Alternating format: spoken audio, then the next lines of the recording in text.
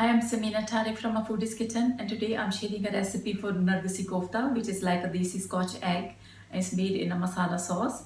It's a festival dish and mostly served with flour rice, and I'll start the recipe with a list of ingredients. I have divided the ingredients in set of two, and I'll start by showing you the Nargisi Kofta ingredients first of all. I have 5 to 6 free-range eggs here, which I'm going to boil and peel and allow them to cool down. I have 2 pounds of minced lamb here, couple of peeled and cut onions, 1 or 2 peeled cloves of garlic, a tiny piece of ginger, turmeric powder, red chili powder, salt, dry coriander, mixed garam masala. I have some mint and coriander leaves and gram flour plus some poppy seeds here. To boil the eggs, just put them in a pan, cover them with cold water and bring them to boil. And once they start to boil, give it 4 to 5 minutes and then drain the water. Gram flour works as a binding ingredient in this recipe. So we're just gonna lightly roast it by just dry frying it. And I'm also going to add the poppy seeds to it. It's about 1 to 2 teaspoons of poppy seeds. And just going to gently heat it for dry roasting it. It shouldn't change its color at all, otherwise it turns bitter. And after 2 to 3 minutes of gentle heating, I'm removing it from the heat. To make the kofta mixture, I'm just adding onions, garlic and ginger, mint and coriander leaves, 1 teaspoon of red chili powder, about 2 teaspoons of dry coriander, a big pinch of ground garam masala, 1 teaspoon of salt, and turmeric is just optional in here. You can just add it to the sauce, but I'm just adding 1/4 of a spoon, and I'm also adding the roasted gram flour. I'm going to blitz it. We don't want it to turn into a puree. We just want to turn it roughly chopped.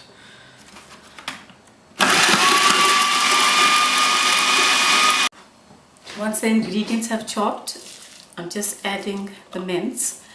Now back home, what they do is they pound the meat, the mince, for the koftas. But I feel that if you gently blend it for a minute or two, you get the same results. So I'm just going to blend it on low setting for a minute or so.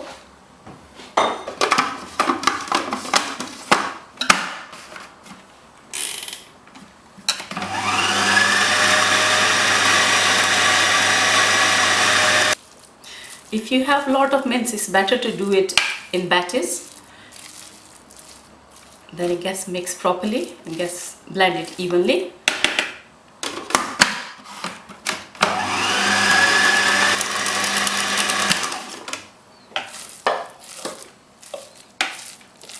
So I'm just going to transfer it to a bowl. It's just going to take a few minutes of kneading and mixing together so all the ingredients and the seasoning is mixed evenly. For wrapping these eggs with this kofta mixture, I'm just going to dust it either with plain flour or some roasted gram flour. And I have just like 1 tablespoon left here, which I'm going to use. What it does, it helps the coating to stay in place and it does not slips off while cooking. So I'm just taking a handful of mixture at a time and working on one. I'm just going to flatten it and sticking the egg inside and covering it. So I'm gonna have to use more. It's very important that the egg is covered completely with the filling, because if you can see any gaps, the filling is just gonna get shrunk and the egg is gonna be visible and it's not gonna look nice in the sauce. Just going to smooth it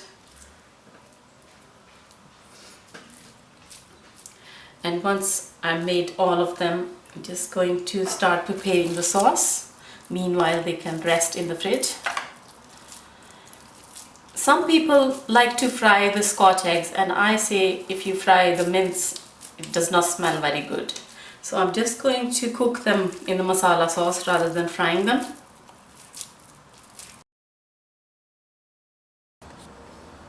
For making the sauce, we need some cooking oil, bay leaves, red chili powder, turmeric powder, salt, dry coriander, garam masala, dry methi leaves, kalonji seeds, 2 to 3 blanched and chopped tomatoes, some peeled garlic and peeled ginger, which we're gonna make into paste.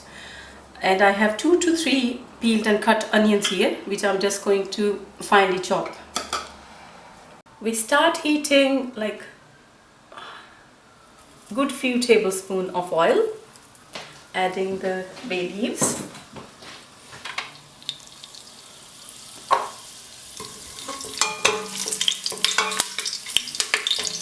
After the bay leaves, I'm just throwing half a teaspoon of kalonji seeds. In goes the onions.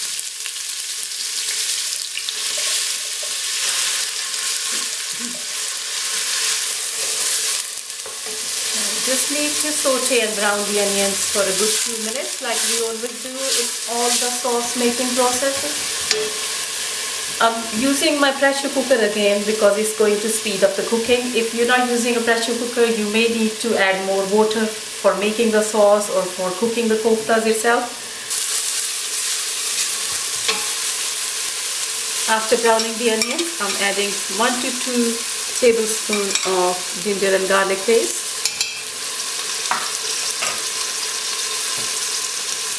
1 teaspoon of salt,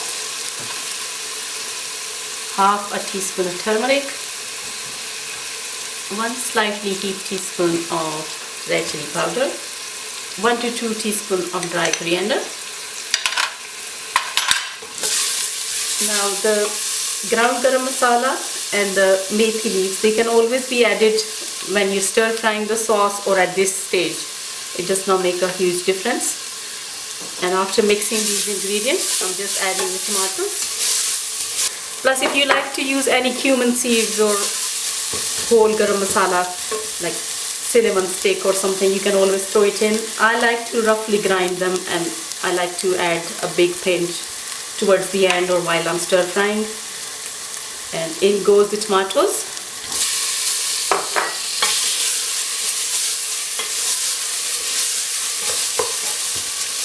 After the tomatoes, I'm adding the water and going to steam it for good 5 to 10 minutes. If you're not using a pressure cooker, you can add 2 to 3 cups of water and allow to simmer.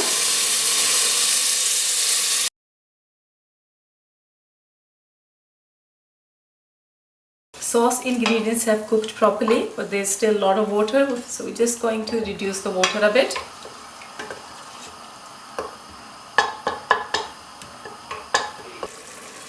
So our sauce has cooked nicely and oil is separating from the sauce, and there's still a tiny bit of water in there.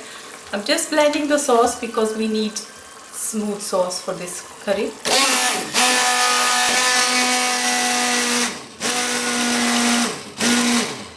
So I'm just going to load the koftas into the sauce. I'm using the pressure cooker, so I may not need a lot of water for cooking it. We need to steam it for 5 to 7 minutes in a pressure cooker. But if you're cooking it in a pot, you may need 2 to 3 cups of water, or about 4 cups of water for cooking koftas. But it is hugely important not to be tempted to stir the koftas at this stage. What you can do is you can cover it and later on gently turn them one at a time so they don't break. So I'm just going to turn them gently one by one. It does take a bit of patience because otherwise they just break. And once they become firm a bit, you can always cover them if you're cooking in a pot for cooking them. and keep an eye and check them after every 10 to 15 minutes. But I'm just using my pressure cooker for steaming them. So I'm just going to seal the pressure cooker, allow them to steam for 5 to 7 minutes.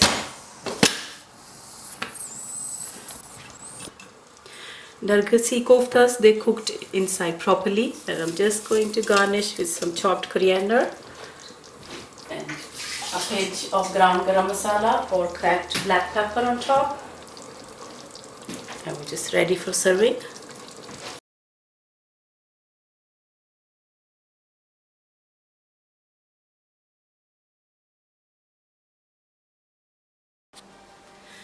This is our Nargisi Kofta or desi Scotch egg, which I'm going to serve with chapatis, although it's really nice with pulao rice or freshly made naan.